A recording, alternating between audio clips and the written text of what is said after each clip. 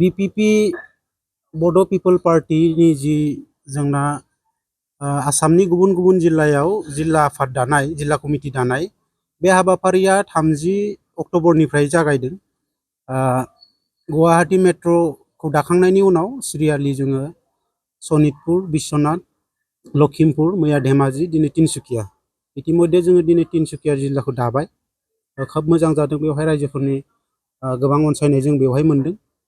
जिहेतु बर'फोरनि बियो बिटिसिनि बाहेरनि बर'फोरनि गिबि पलिटिकेल पार्टी जनगोष्ठीय राजनैतिक दल जायखौ बुङो।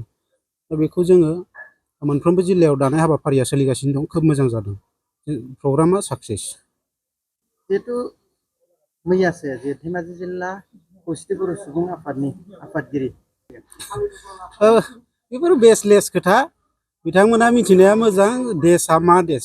सुबुं दाराखान्थिनि देश, गणतन्त्रनि देश। बेवहाय बयहाबो अधिकार दङ। दिनै आरो खौसेथिनि बाथ्रा बुंबाथ' हास्यकर जों मिनिनो ओंखारो आरोखि।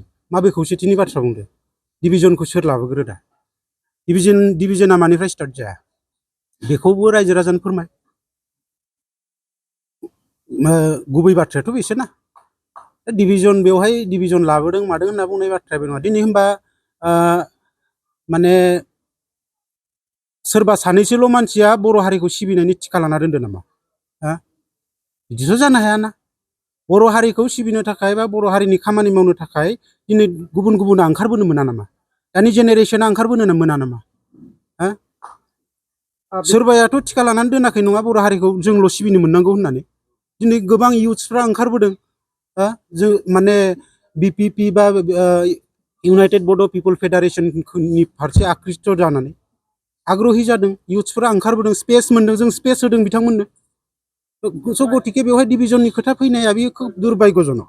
गतिके जोंनिफ्राय जों हाम्बल रिकुवेस्ट जों खालामो बेखौ बे नोजोरजों नायनो नाङा। बे नोजोरजों नायनो नाङा। हारिखौ सिबिनो थाखाय बा हारिनि मोजां खामानि मावनो थाखाय ससाइटिनि खामानि मावनो थाखाय बिभिन्न प्लेटफर्माव थानानै मानसिया खामानि मावनो हायो। प्लेटफर्मा बबेबा मोनसेल' जानांगौ बे नङा।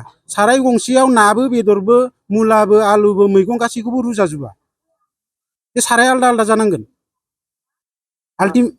आल्टिमेटलि जों बेखौनो जोंनि हाम्बल रिकुवेस्ट जे बेबायदि आदारवाइज लालायनाया मोजां नङा। आरो बेबायदि माने क्रिटिसाइज खालामलायबाय थानानैलाय मा जानो? आरो जेब्ला खौसेथिनि बाथ्रा बुङो अब्ला माने बेखौ मोनसे रायजोनि गेजेराव इमोसन लानानै खौसेथिनि बाथ्रा बुंबाय थायो। बे खौसेथिया ओरैनो भुवा खौसेथिनि बाथ्रा बुंबाय थाबा सिङाव खंख्ला। दा बेबायदिखौ गासैबो दानि जेनेरेसना बुजिजोबो, मिथिजोबो। रायजो राजायाबो मिथियो। स' बिथांमोननि एजेन्डाजों खामानि मावगोन। जोंहा हुकिया एजेन्डा दङ। जों हुकिया एजेन्डाजों जों खामानि मावगोन। बयनिबो एजेन्डाया आलदा आलदा। आल्टिमेटलि बे डेम'क्रेसि, राइट्सआ बयहाबो दङ। बिथांमोना हयथ' नोंथांमोननि जे थांखिफोरखौ हारि सिफायनाय बे बेलासिम लांदों। बेखौ नोंथांमोना मा बुङो? थांखिया बोरै हारि सिफायनाय जानो हागौ? हारियाव मायबा मोनसे आफाद बा गौथुम जोनोम जायोब्ला बियो आल्टिमेटलि हारिनि थाखाय खामानि मावनोनो ओंखारो। हारिखौनो बेस खालामनानै दानाय जायो। अब्ला बे हारि सिफायनाय बा खौसेथि सिफायनाय बेथ' मिनिंलेस ना बेफोर बाथ्राया। गतिके बेखौ दिनैनि बर' समाजा, बर' ससाइटिया थांनाय बोथोर समफोरनि बायदि थांनाय 50 बोसोर 30 बोसोर सिगांनि ससाइटि नंलाना बियो। गासिबो हमनो हासै, गासिबो बुजिसै। दानि गोरों लाइमोनफ्रा ओंखारबोदों। बिथांमोना गासिबो सालिजारि नायनानै मोनो। गतिके बेसो। नोंथांमोना गोब्राब नाजासेयावबो जेरावबो जाफुंसारनो हायाखै नामा? जानांदों नामा गुबुन गुबुन रोखोमनि जेंनाजों मोगा-मोगि? जुदि जेरावबो जाफुंसाराखैब्ला आरो बायदि जेंनाजों मोगा-मोगि जानांदों, अब्ला बेफोरनिफ्राय जेंना बोस्रांनायनि राहाखौ लादो।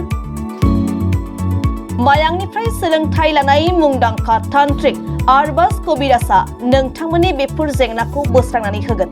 बयनिबो गेजेराव सोमजिबाय थाग्रा जेंनाफोर जेरै सोलोंथाइ लानायाव सोमजिनाय जेंना, हास्थायब्लाबो साख्रि मोनैनि जेंना, फालांगियाव जेंना सोमजिनाय, हा हुनि जेंना, बिसि फिसायनि गेजेराव दावराव दावसि जानाय, मोजां मोनलायनायाव हेंथा सोमजिनाय जेंना, जुलि जानायनि उनाव गथ' मोनैनि जेंना, फेग्रा एबा निसा मुवा लानायखौ गारहोनायनि राहा, सुथुरनि गाज्रि नोजोरखौ दानगारनाय, जुलि जाखांनायनि उनाव गुबुनजों मोजां मोनलायनायनि सोमोन्दो लाखिनाय, राजखान्थि बिथिङाव जेंना बायदि बायदि जेंनाफोरखौ गैया खालामनायजों लोगोसे गोसो बोनो हानाय गोहोनि ताबिज एबा राजमुहिनि ताबिजखौ मुंदांखा आरबाज कबिराजनिफ्राय मोननो हागोन।